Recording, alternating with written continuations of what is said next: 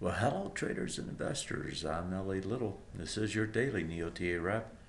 We take a look at these markets, and we're doing it from a neoclassical perspective. We're looking at supply and demand on the charts. We're using that to determine trend and determine timing.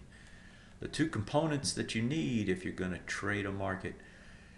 As far as this market, man, does it just keep surprising to the upside or what? Another day of up and another big day up, actually. Looking at the gains, they were big. You had a 1.37 here on the S&P, a little over 1% on the NASDAQ NDX. The Russell, almost 2% higher, makes new highs, settles at new highs. Dow, same thing. NASDAQ, same thing. All across the board, folks, new highs, all the indexes. Bonds sell off hard, oil down. I don't think it was actually down. I'm not sure.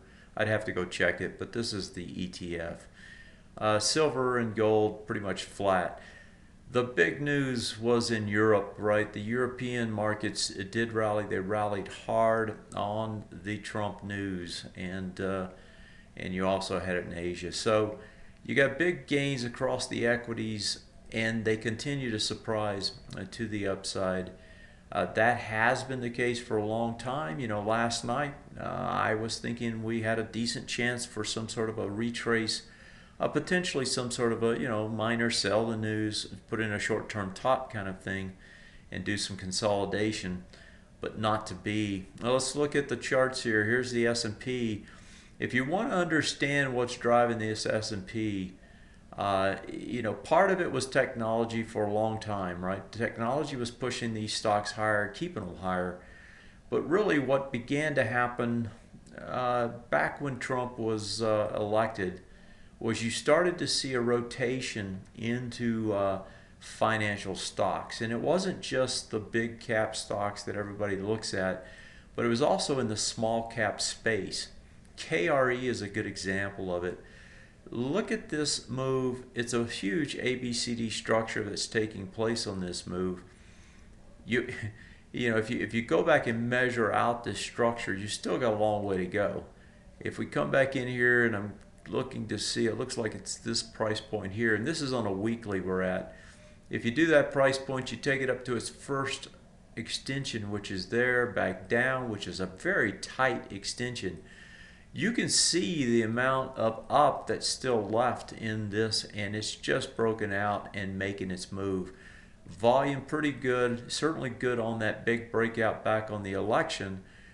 Tight consolidation, folks. That's not much of a give up after this kind of a move. Tight consolidation, now you're starting to stretch it higher. That's the regional banking. That's one index of the regional bankings. And then you've also got that same thing that you see here taking place on the big cap technology, big cap financials as well.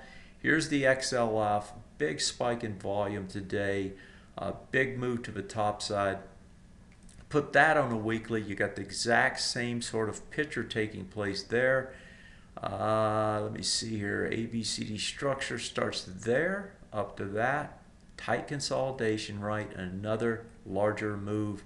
You're about halfway there probably on both of these, or a little bit less than halfway on these financials. Now financials, the reason they're so important, the reason I'm bringing them up, is they are such a large weighting in the S&P 500. And that the fact that these things have held as tight in their consolidation is one of the reasons that when you look at the S&P 500, that's why you do not see any kind of a retrace of any significance, right, on the S&P. It is held, it's held strong, big move, tight consolidation sideways for about a month, 5 weeks it looks like, and now the breakout again. 5 days, now the breakout again. If we go to the weekly, you can see that tight consolidation, no real give back, and now the extension forward. If we do the ABCD structure on this, and we got to 2400 today almost. What do we got? Close it. We hit 2400.01 basically. To close at 96. Let's do the numbers real quick together. 2083 on that one. And where's my B point? Do I even have a B point on the weekly? I don't. not from here up, right? This is still an A point. That that is a large, yeah, there's no B point yet. So so we don't even have a B point. We have an A point so far. Still haven't found a B point. Angle of ascent not too bad on this chart, and maybe if we go over, let's do this. Let's look at our monthly chart and see where our ABCD structure points to.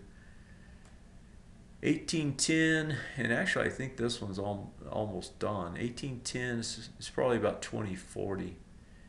That's about 370 on the move, and yeah, it's 2450, around 2450. That's another 50 points on the target, and that's on top of the move that's already taken place. So you can see the kind of gains that are out there. NASDAQ makes new highs as well. Pops over the top, 5-6 days consolidation, new highs. NDX was even a tighter consolidation. It pops out, makes new highs. And the big move was the Russell, right? So the Russell, you're talking about, I think I said the word sloppy last night, that this was kind of a sloppy move taking place in here. This was your swing point high. We don't look so much at angular type support lines. We look at horizontal ones only. The resistance was there. This thing just popped and popped straight up and gets over the top. That was after, when I was talking about sloppy last night, I was talking about this, right? Your hammer reversal, yeah, you should go higher. You do. That's what happens. And then what do? You just give it all back and more. Total give up. And then what happens? It's back the other way even farther. Volume expanding even more.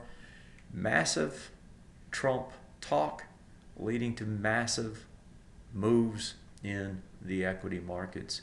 And I if you're not making that connection, I guess you're just denying reality, because you had a State of the Union, even though it wasn't first term president. It's not really a State of the Union.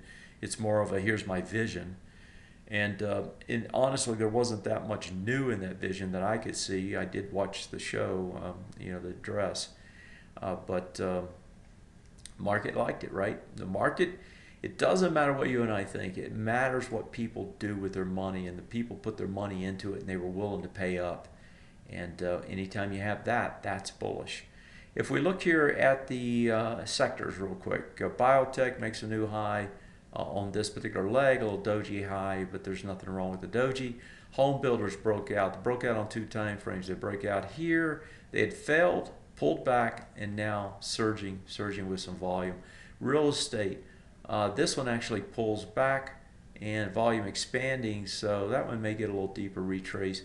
Transports actually make a new high tonight, surprisingly. The SOX did not make a new high, and that's kind of interesting. So we'll see where that one goes tomorrow.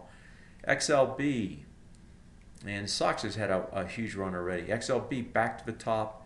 That's a test failure on price, but not on volume. That one will probably test again. Energy, now energy is starting to look interesting. And what I was looking at here was, this has been a long decline, folks. And every one of these are ABCD structures to the downside, and they just keep completing, right? One after another. Just go through them, and this one fails. What does it do? It actually does a test failure here at the lows. And this was something I pointed out to the members.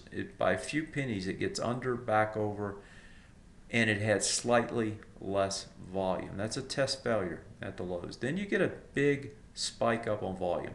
That's a good sign. And I talked about that with the mentors, and I'm not sure if I mentioned it to the member community. I believe I did. But then you get a doji. Now what do? You get another spike in volume and price rise. That's telling me that this test really was a good test. You've probably put in, on this time frame, you've probably finally put in a bottom. You're going to have 2 swing point highs here you got to get over. My guess is you run up to them, you pull back again, you set up an ABCD structure, right, to get over that area and to make your move back up. So the buy is going to be that retrace. If it's deep, it would be back to here. given these volumes, that's the area right there. My guess is they'll front run it. It'll be about as deep as I drew it there. And that's going to be the next trade in this particular arena. XLF, let's look at that one. We already did. Let's pop over to the XLI. The industrials was the other hot spot last night in the discussions, and got some good follow through today. Technology, even though this is stretched, it keeps stretching farther. The two that were kind of being rotated to didn't do much today. XLP had a 0.5% gain. XLU, I believe, actually was down on the day. Yeah, slightly. And then if we look at healthcare, nice big spike. This has been on a nice run, folks. ABCD structure more than completed here. If you look at it on the weekly, you're going after the swing point high, and you're almost there. 76, and this one is 75.74. We'll try to break it. XLY also new highs. So you look around the world, you look around the sectors, you look at the indexes, and you look at projections. This weekend on the members broadcast, I talked about a projection with the members here on my view, and I talked about, I guess I'm not logged in on this one, guess I can log in. I talked about the spike, if it were to come, what it would mean. And on my weekly thoughts video here, I had talked about the fact that if we got that move, what we're probably going to see to the member broadcast here, probably what we're going to see is we were going to see the 2400 number mark. That would be what I would look at, and sure enough, here we are, and we're only on Wednesday, and we've already hit it. I wouldn't be surprised a little pullback tomorrow, but folks, at this point, they're going to buy them. They're not gonna give it up yet, and they're going to buy it. So if you're not staying with some exposure on the table, you're probably crying in your soup. If you got some on, you just hang with what you got, and you keep looking for places to deploy some more money. If you want to see how we do it, what I do, why I make the moves I make, you join the community, write me TAT. Let me pop it in here for you. Just jot me at this place, TAT. And let me finish that little A at TA Today. Right there, tatoday.com.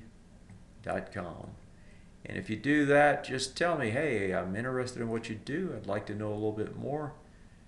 TA Today, if I could spell it right? Ask me, and I'll get on the phone with you. We'll talk about it. I'll tell you how we do it, what we do, what the program is, how it could help you potentially. And if there's a match between you and us, then I'd be glad to bring you on board and show you how everything works. Have yourself a great night. I'll see you next time. Good night.